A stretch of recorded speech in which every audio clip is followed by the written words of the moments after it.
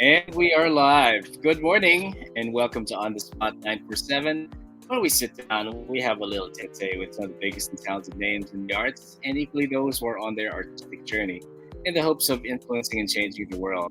And we're starting a brand new week, and perfectly enough, we do have a brand new guest for you. And he first came onto the biz by singing cover songs and posting it online.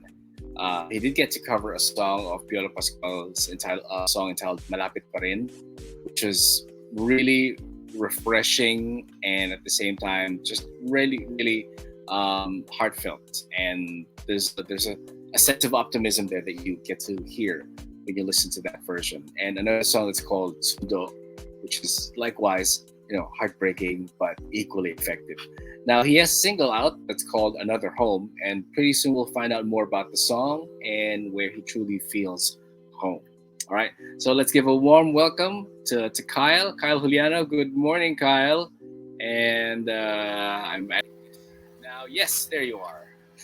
Hello, good morning. Thank you for Good having me morning, here. Kyle. Most welcome. As they say in your area, maayong aga. Tama ba?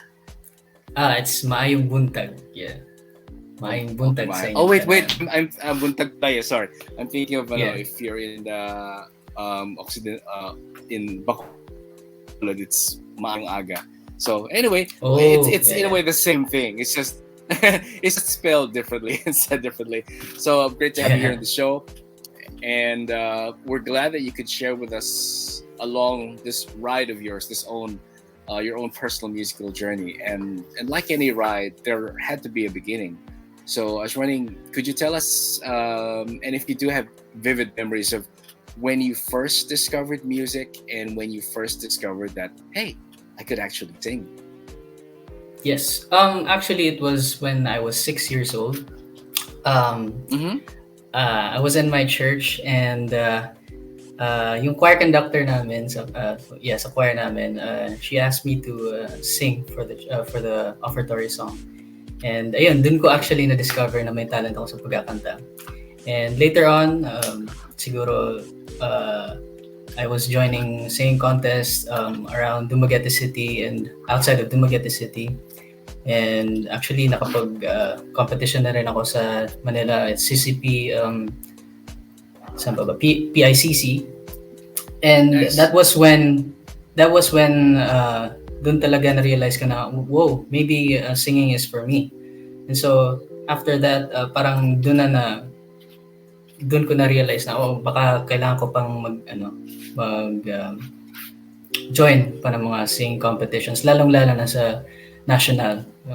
So, I joined Pilipinas Got Talent and all.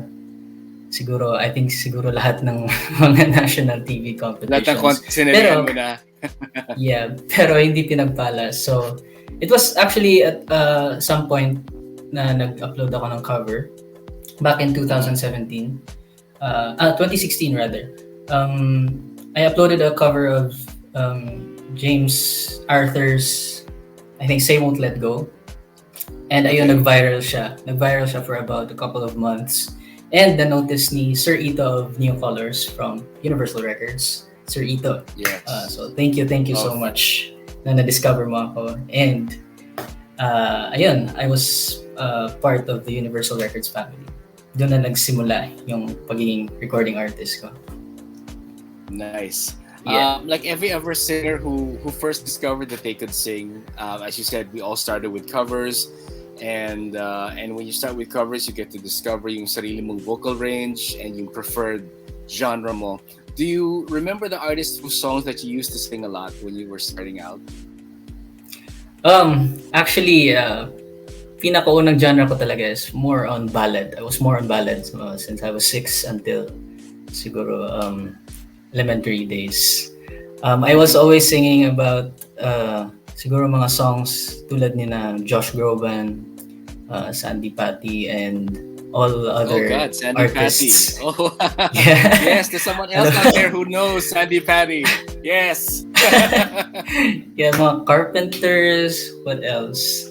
Ang dami, sila Sir Gary Valenciano. Yes. Yeah, and then nag-iba na yung genre habang nung naging high school ako, and then of course high school was more I was more on pop. Mm-hmm. Justin Bieber, Shawn Mendes, and all other mga bagong artists at that time. And then nung nag-college ako, somehow mixed na until now. So parang Until now. Good, yeah, good. At it least was a journey. kumbaga, it's likewise when you eat something, you discover something for the first time and sige, lahat puro yun. But after a while, magsasawa ka, then you feel that you have to move on to the next dish or a different kind, and Yes. that's always great. How did it make you feel when you first discovered that you could sing? Was it something na parang, uy, ganito pa to? Or, I think I sound good, you know, but I just didn't realize that ganun pala ang tunog ko when I sing. Did you get that feeling when you first discovered? Parang sa akin kasi iba kasi yung feeling ko noon nung na-discover ko na may talent ako sa pagkakanta. It was actually when nung I joined the singing contest in Manila. I think it was in PICC or CCP. I think it was in PICC when I joined the Magsaysay Sing Search for Singing Star competition. And I was the second season champion at that time. At that time, parang when I was singing on stage, parang na-realize ko na, wow, parang anong tawag dito? I don't know the words. Parang na-realize ko na, uy, may talent pa talaga ako sa pagkakanta. More than just a skill. So parang Mm-hmm. ito na yung parang gusto kong gawin sa buong buhay ko. So, yeah, I think kung sang normal na tao parang hindi niya magigets yun, but for me I don't know. Parang yun yung nafe-feel ko somehow. So I don't know how to explain it. I do get it, yeah. I mean, minsan kasi like when you discover that you could sing pala, it's either two things. You discovered it yourself or pakanta-kanta ka lang and someone else heard you and sila nagsabi sa'yo na, uy, mukhang okay yung boses mo, kumakanta ka pala. And that kind of like brings you in at the same time parang questioning, kung okay ang tunog ko sa iba, then mukhang kaya ko nga. Parang ganon, di ba? Was your family the first group of fans na shinare mo yung decision mo na parang, oy pa, mukhang I can make a living out of this. I mean, mukhang kaya ko naman. I mean, hindi naman ako sintonado for the first few bars. So, mukhang pwede kong pagkakitaan or gawing career out of this. Were they the first people that you shared this decision with? Yes, actually, sila yung pinaka-first na fans sa talento ko. And actually, for the most part, ako yung parang I was basically self-taught yung sa pagkakanta.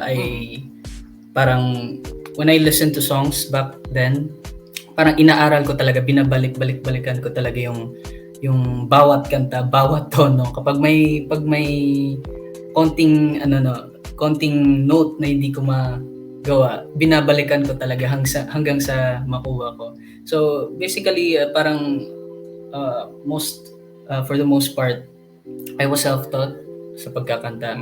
But then nung as time passes by, parang yung support ng family ko, friends, and other people na nagturo sa akin sa hubog ng aking talento, skills. They were also one of the reasons why kung bakit andito ako ngayon at this stage of good. My talent. Yeah. Ang maganda dyan, you said that binabalik-balikan mo, and that's really a sign that you're committed to something that you're doing, kasi hindi na yung pwede yung okay na yan. Minsan, di ba? Yes. Sad to say, minsan may bad habit ang Pinoy na pasado na yan, hindi na ba siya mapapansin yan. But if you're the artist and ikaw yung meticulosong tao na kailangan maayos pa from the unang bato mo, kailangan malinis, maayos, wala kang makikitang bakat or crack, then that already is a telltale sign that you're serious about what you're doing, and you're an artist in itself because of that. And you said that it's glad that yung family mo is the first set of fans mo that were very supportive sa'yo. How important is it for you, for family to support their children's chosen profession? Sabi nga nila, learning is first done at home. And if you can't learn about support, you can't learn about acceptance and motivation sa bahay, then it will be definitely challenging for sure for you to learn it elsewhere kasi you may or may not get it or the amount na kinakailangan mo. Ayun, so para sa akin no, siguro without them I wouldn't be able to reach at this level. Hindi ako magiging isang recording artist. So without the help of my parents, ang parents ko kasi they're very very supportive, lalong-lalo na sa yung talento ko sa pagkakanta. Everywhere kung saan ko gusto mag-join ng sing competition, lahat todo suporta sila. Even kahit hindi about singing, whether it's school activities. Yes, of course. Both sides ng parents ko. Sa mother side, yung lolo ko, lola and lola, they're both parang choir members. And then sa father side ko naman, nice. Si lolo, parang gumagawa siya ng score sheet bawat nota. And then parang kinakanta niya yun without using the keyboard or any instrument. Parang through his mind lang yung nota, binabasa niya yung nota at nakukuha niya yun. So parang naisip ko rin, na-realize ko na baka na-pass down sa akin yung talentong yun. I think that's true. Yeah. It's in the gene. Eka nga. So yeah, you come from a very musical family. It's good. Yeah, so I think that's also one of the factors kung bakit ganito ako ngayon. So kung saan ko nakuha yung talento ko and skills. So yeah, I'm very very thankful for my family. They're very very supportive. And yeah, so kung wala sila, wala talaga ako sa point na ito. Hindi ako makapunta ng Manila, hindi ako makapag-guestings and everything. So that's great to hear. We have some friends joining us as well, listening now or watching us on our stream interview. Alfaruelo, good morning to you. And also Grace said, how are you, Grace? She's watching from Halifax in Nova Scotia in Canada. Hello. Good morning. Right. Thank you for joining us. Glad you guys are able to join us. So when you discovered that you could sing, was learning an instrument the next step for you? Because alam ko you do play the guitar, ta? Yes, actually, pinagsabay ko siya nung 6 years old ako. Okay.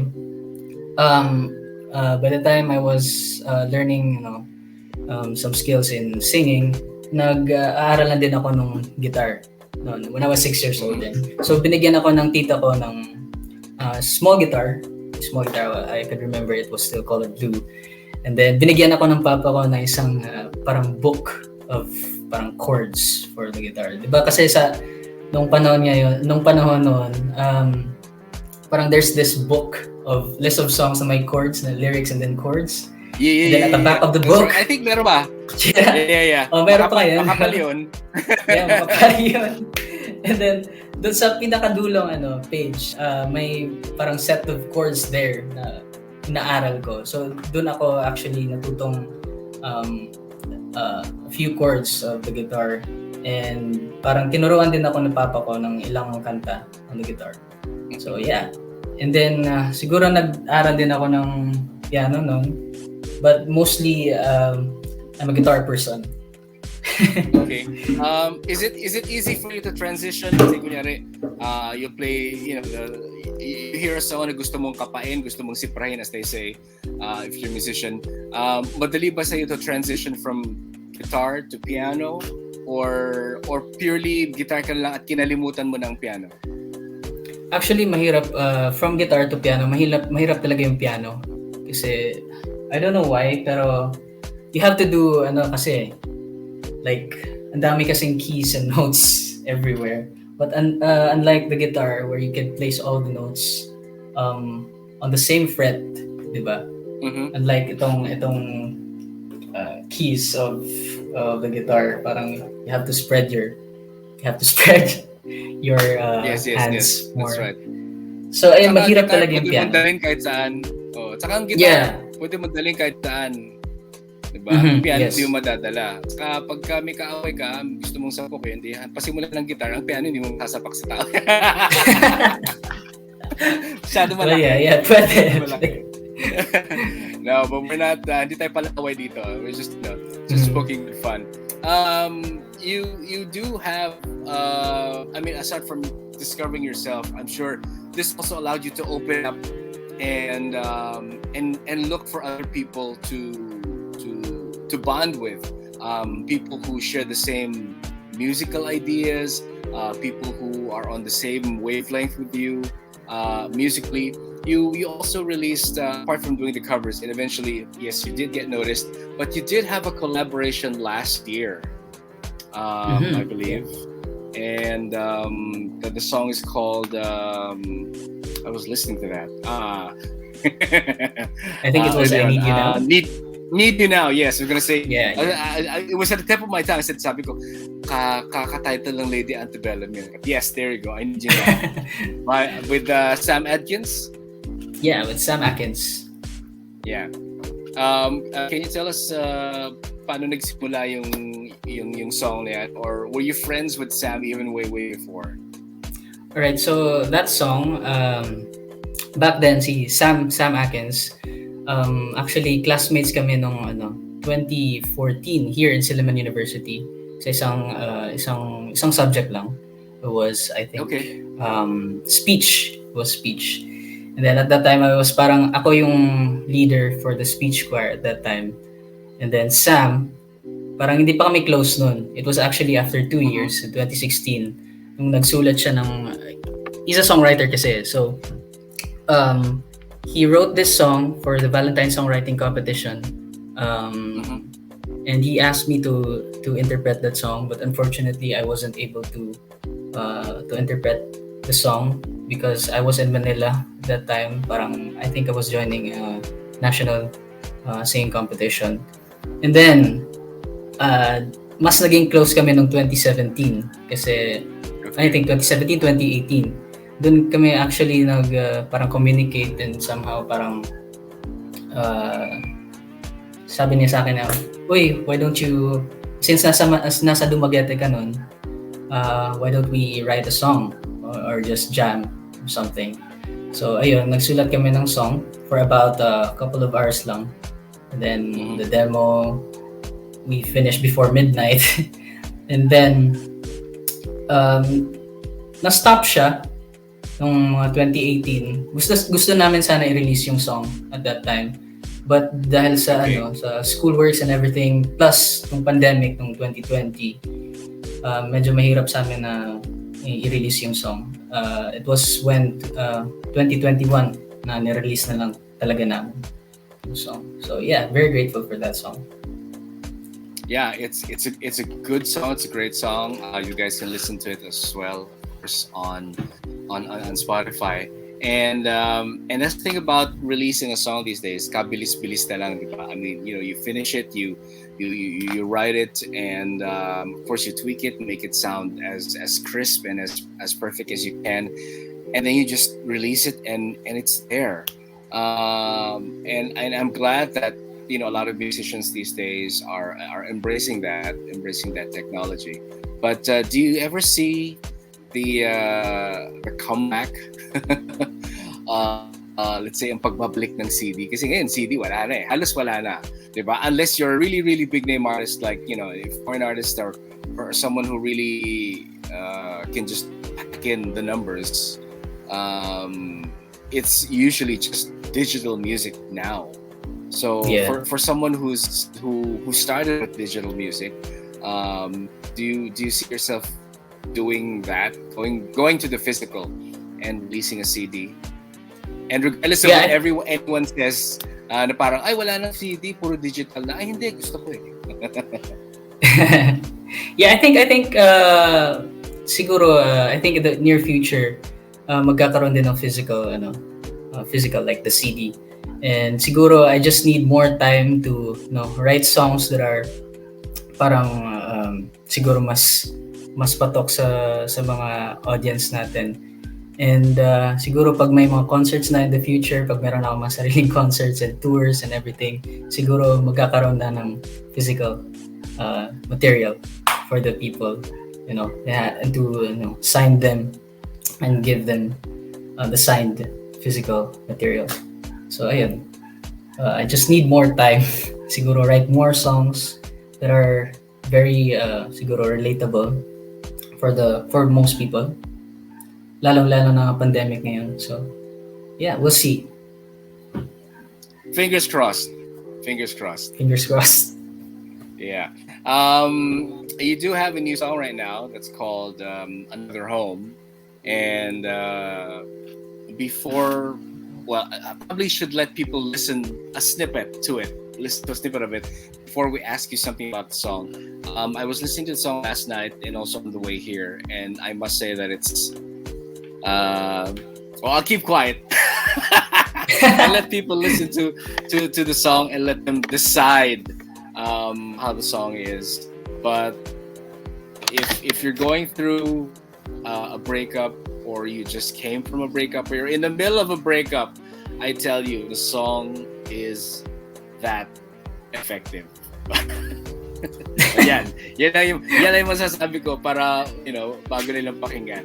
So, para walang conflict, let me turn this our background music down, and quiet ka muna, background music. All right. And listen to the song in full. Right, here's the song. It's called Another Home. Yeah. Oh wait. You're gonna sing for us. Okay. And here I was thinking I'm just gonna play you a snippet of it. Okay. But great. Feel free and take it away. Okay.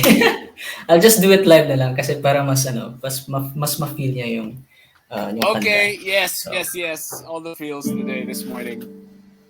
All right. So here it goes. Friday night, I'm sitting here at my favorite bar. I think I'm on my 5th glass so far. Am I okay? The thoughts of her scream inside my brain. Her memories driving me insane. It's all a blur. If they say our love was real and strong, why didn't she tell me what went wrong? If you see me crying, don't feel bad. I'm not sad, I just need some time alone. 'Cause she's found another home. And don't worry about me, I'll be fine. She's happier now that she's no longer mine. But in time I know I'll find another home.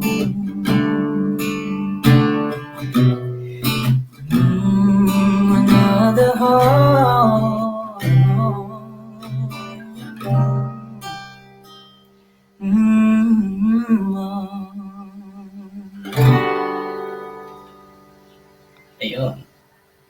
All right, thank you so much. That's a snippet of the song itself. If you want to listen, of course, to the entire song, then you have Spotify to do that, or just go check out the song on YouTube.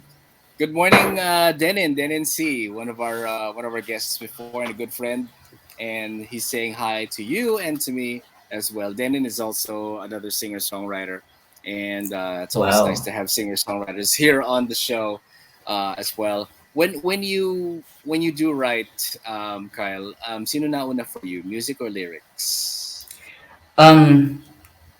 Mahirap kasi, but for the most part siguro it's the music. Okay. Ang hirap i-explain kasi sometimes both. It's a bit of both. Sometimes nauna din yung lyrics kaysa sa music, but for the most part it's the music before the lyrics. Medyo mahirap kasi mag-isip ng lyrics, and because you need inspiration for that. Yeah, you really need inspiration. madali din ba for you to collaborate, or because some artists prefer to work alone and then they bring whatever it is that they've done to someone, and that will be the product of a collaboration. Or sometimes you feel na parang when you're stuck in that, parang naka isang stanza ka pa lang, pero hindi ka na makaproceed because the mental block or whatever. Is it easier for you to do that, to ask help from someone? Uy, medyo na mental block ako, tulungan mo naman ako. Or minsan ang gagawin na iba is, sige, na mental block ako today, pahinga muna for today, balikan kita bukas or later ng gabi pag nakakain na ako, and hopefully by that time medyo I'll have a clear way of approaching the song. How does that work for you in terms of collaboration? Well, based on my experience, kasi simula ng 2017 na nakipag-collaborate na ako with Kuya Rafi. Friend ko siya. And he's actually a DJ before sa Yes the Best. And siya yung actually for the most of my songs are written by Kuya Rafi. And meron din kaming kanta na sinulat namin both. So I think yung collaboration namin mas mabilis kaysa sa nung mga sinulat ko na my own songs. So mabilis yung collaboration kasi Kuya Rafi is mostly sa lyrics and I'm mostly for the music. So in a way parang win-win situation for us. And there are times na kapag nagsusulat siya ng kanta, medyo stuck siya and mawawala ng inspiration. So ako yung nagbibigay ng inspiration din, and somehow nakadagdag din ako ng mga lyrics. And in the same way, kapag may na-stuck din ako sa chords or chord progressions for the song, siya din may ideas din for the song. So yeah, yun yung sinabi ko na it's a win-win situation for us and mas mabilis siya for making songs kesa sa mag-isa ka lang, di ba? Unless if you're Moira de la Torre or other great singers out there, songwriters na kakagawa talaga na, or Zach Tabudo. Yes, exactly. Yeah, in one sitting lang. Yeah, he doesn't need anybody. Siya pa lang. Yeah, siya lahat And he siya lahat, di ba? So parang we can't all be Zach. Which is fine. Yes. Everyone does their own thing differently. But as long as you have the music and the lyrics and the song itself to speak of, then masasabi mong may ginawa ako today. Yes, productive ako. Speaking of productivity, may pinipili ka bang oras when to write? Kasi may iba parang, di pa ako nagkape sa umaga so I can't do anything yet. Or minsan naman parang they prefer to work sa gabi when tahimik na lahat, everyone is sleeping and you have the entire space to yourself to do that. So may oras ka bang specify?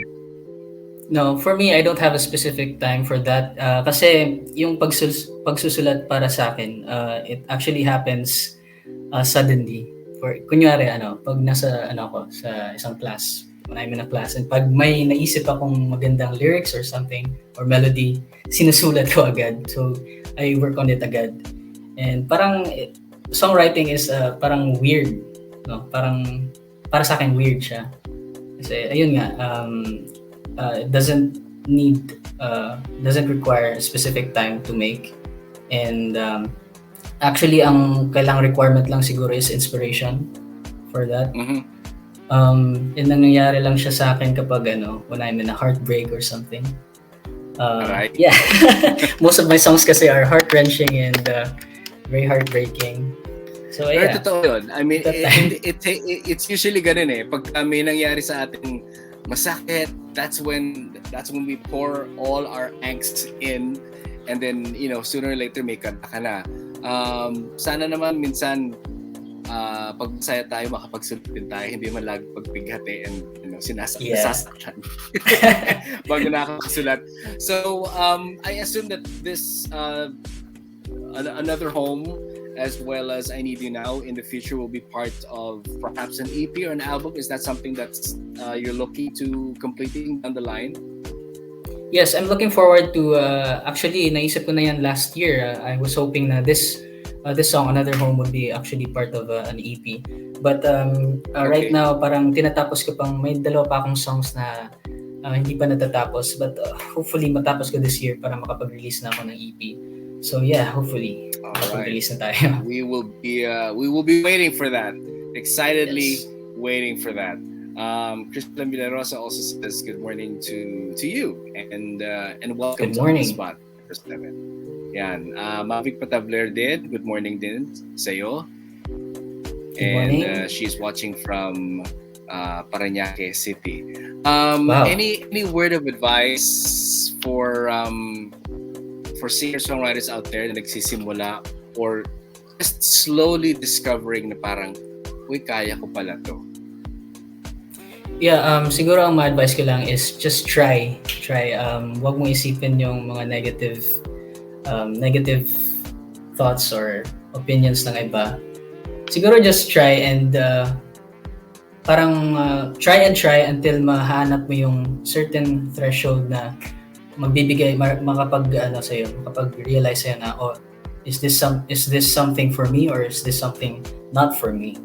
So just try, simulan mo, and who knows, baka para sa'yo talaga yun. True, and that's the only way that you find out, diba? Kasi kumbaga parang kang papasok sa swimming pool. Ay, lalangoy ba ako? Ay, wag na lang, baka mainit, or wag na lang, baka malamig. But you haven't even stuck your toe into the water, so how would you know? Right? Yeah. So everything in life is a risk. Don't try it until you've not, don't knock it in unless you've tried it, something like that. So with this single out and with 2 more singles in the works, and hopefully an EP, what other projects can we hope to expect from you in the coming year? Probably an online show? I think siguro yun pa lang. Yun pa lang. I'm still on the works of yun pa lang muna. On the works of finishing the 2 last songs for the EP. Hopefully for the EP. And ayun, I hope siguro marami pa tayong mga guestings after this. So I guess abangan niyo rin yan. So yeah. All right. Yun lang. We are just going to be here with welcoming arms, welcoming you back when the time arises and when your EP is out. For those who want to know more about you and your music, where can they find you on social media? All right, so on my social media accounts, on my IG, it's at I am Kyle Juliano. On Twitter, it's at I am Kyle_Juliano. I also have a TikTok. It's also at I am Kyle Juliano. And I have a Facebook page. It's called Kyle Juliano Music. And so yeah, you can stream my songs, guys, on all digital streaming platforms, on Spotify, iTunes, Apple Music, Deezer, Amazon. Also, the music videos are also on YouTube. So thank you so much. All right, thank you as well, Kyle, and I wish you well. I wish you all the best this 2022, and pag natapos yan, and you need to let us know, feel free and just come back, and andito lang kami. Of course, yes. All right, or if ever ako naman napadpad ng Dumaguete, sige. Tour. Sige. First. Tapos kain na naman. Yes! Alright. Well, hopefully, baka down the line, apart from having an EP, baka magkaroon ka ng konting cooking segment. I don't know. Nako. Partner ka with your kitchen cooking loving family and your cooking loving titas. You know that you have titas who love to cook. Lahat tayo meron. Yes. A family member who loves to cook and who loves to eat. But yeah, thank you again, Kyle, and wish you all the best with the single and with the upcoming EP. So the social media accounts where you can follow Kyle will be in the show notes as well. And this has been KS for another edition of On the Spot 947. Till the next one, we shall be on the lookout for the next artist that we are going to be putting on the spot. So keep it right here. All hits, Mellow 947. Sounds good. Take care, everybody. Take care, Kyle.